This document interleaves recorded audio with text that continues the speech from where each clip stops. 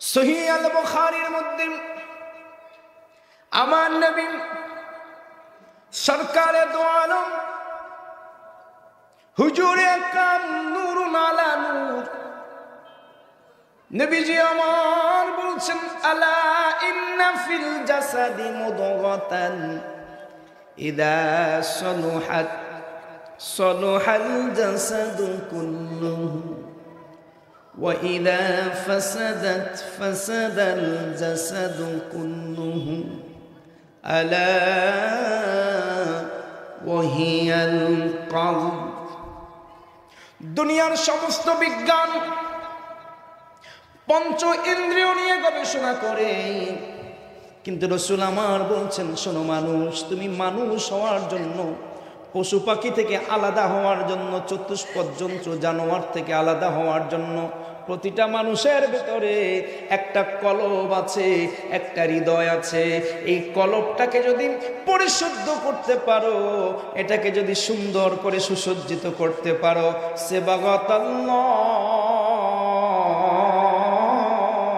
ওয়ামান আহসানু মিনাল্লাহি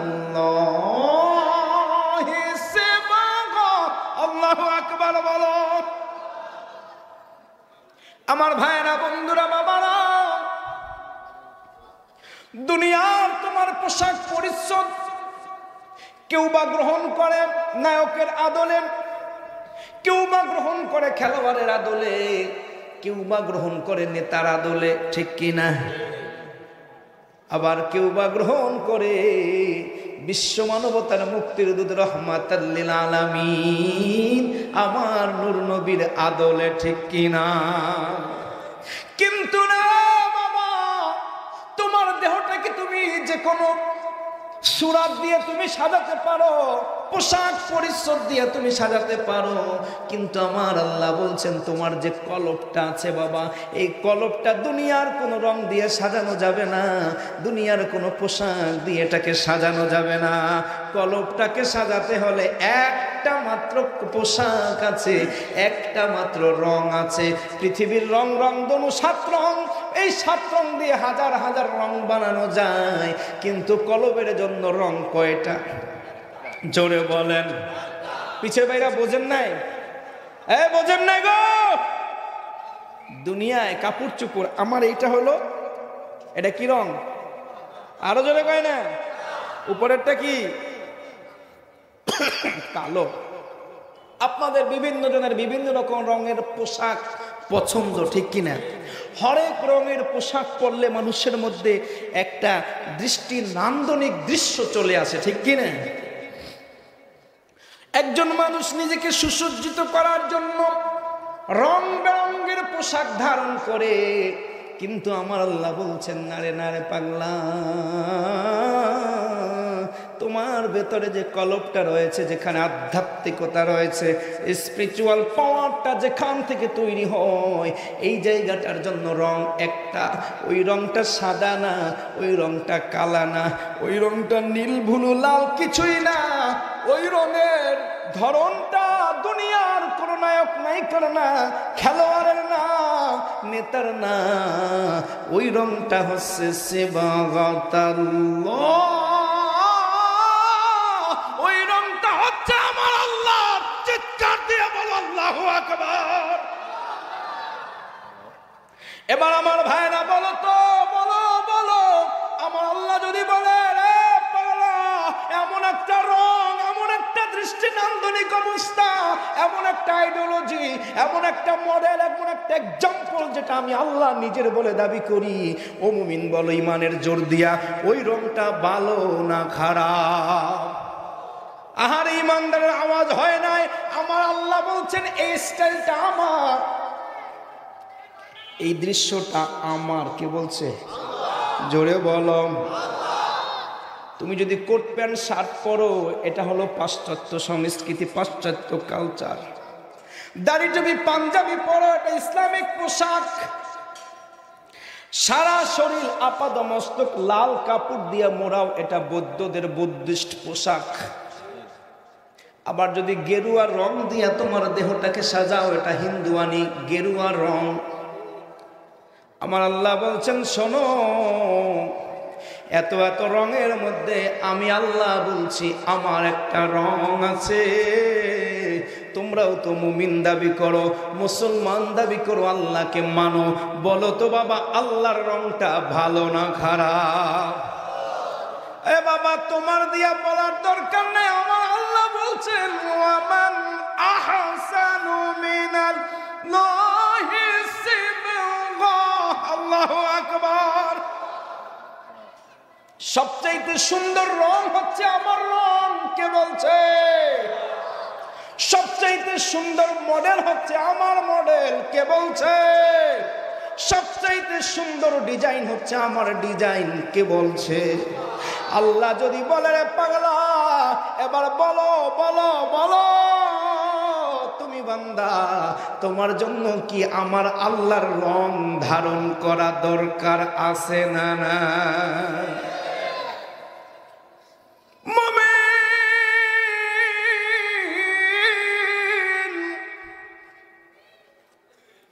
আল্লাহর রং ধারণ করতে চাও, কেমনে ধারণ করবা? প্রশ্ন এটা ঠিক কিনা? রং তো নিতে চাই, এখন এটা কেমন রং? এটা সাদাও না, কালাও না, লালও না, নীলও না, হলুদও না, কিচ্ছু না, এটা কেমন? এই রংটা জানা দরকার আছে কি নাই? হ্যাঁ, এই রংটা জানা দরকার। এই রঙের মাধ্যমে নিজেকে রঙিন করা দরকার। এই ডিজাইনটা নিজের মধ্যে সুস্পষ্ট করা দরকার, মানুষকে দেখানো দরকার। যদি কোনো মানুষ আল্লাহর রং নিজের মধ্যে ধারণ করতে পারে, দুনিয়া আখেরাতে এই মানুষটার সাধারণ না, এই মানুষটা কামিয়াব বলেছেন আমার। জোরে বলো আল্লাযীনা ইউমিনুনা বিল গায়বি ওয়া ইউকিমুনাস সালাত।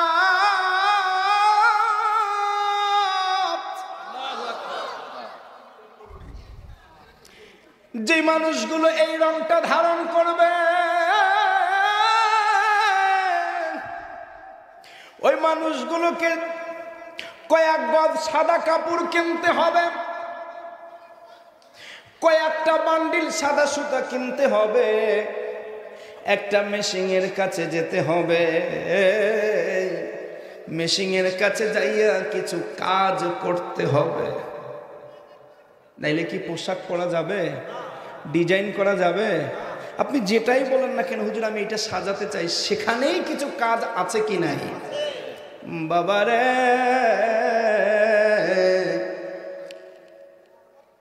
এক নম্বরে যখন আপনি এই রঙে রঙিন হতে চান, তখন আপনাকে কিছু কাপড় কিনতে হবে। কাপড়টা কোথায়? কাপড় হচ্ছে অদৃশ্য, দেখা যায় না। কি?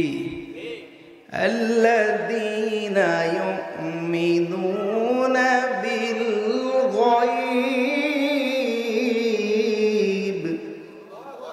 এটা দেখা যাবে না, না দেখা দেখা এই রংটা তোমার মধ্যে নিতে হবে। আমার আল্লাহকে দেখা যায় না, দেখা যায়নি বলেন? জোরে বলেন। বান্দারা, ইমানের পাওয়ারটা এখানে। তুমি যখন মুমিন হবা, তুমি যখন ইমানদার হবা, তুমি যখন আমার আল্লাহরে মানবা, আল্লাহরে মাইনা দুনিয়ার মধ্যে তুমি যখন নিজের আল্লাহর গোলাম বলে পরিচয় করাইবা, মানুষেরা প্রশ্ন করবে তোমার আল্লাহকে, তোমার আল্লাহকে। আল্লাহর বিবরণ দাও, আল্লাহ দেখতে কেমন, আল্লাহর কথা কেমন, আল্লাহর সুর আছে না নাই, আল্লাহ সাদা না কালা, আল্লাহ কত লম্বা না বেটে, এই কোনো প্রশ্নের জবাব নাই। লিল্লাহি ওয়াহিদিল কাহ্হার।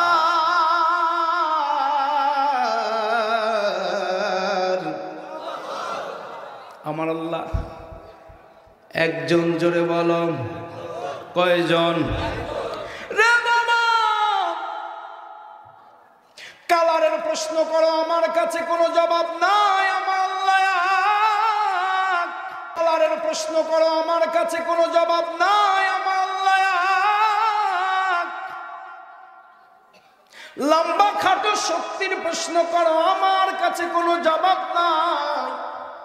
আমার আল্লাহ পরাক্রমশালী, তার উপরে কোনো ক্ষমতা নাই। এই ক্ষমতার পরিধি কেমন তা আমি জানি না, কিন্তু আমার ঈমান হলো আমার আল্লাহর উপরে আর কারো ক্ষমতা। জোরে বলো না আরে। আমার আল্লাহর পরিচয় জানতে চাও? আমি আমার আল্লাহর পরিচয় জানি না, আমি এতটুকু জানি, কুল হুয়াল্লাহু আহাদ আল্লাহুস সামাদ লাম ইয়ালিদ ওয়া লাম ইউলাদ ওয়া লাম ইয়াকুল লাহু।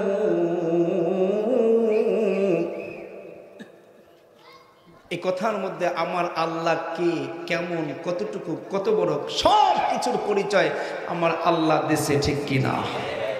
যারা মানবে তারা কি? জোরে বলেন না। যারা মানবে তারা কি? মুমিন। তাহলে এখন বলেন, সংক্ষেপ প্রশ্ন হচ্ছে, আমরা কি হতে চাই? মুমিন না বেঈমান? জোরে বলে না। মুমিন হতে চাই কি? হাত তুলে আল্লাহকে দেখান, নারে তাকবীর, নারে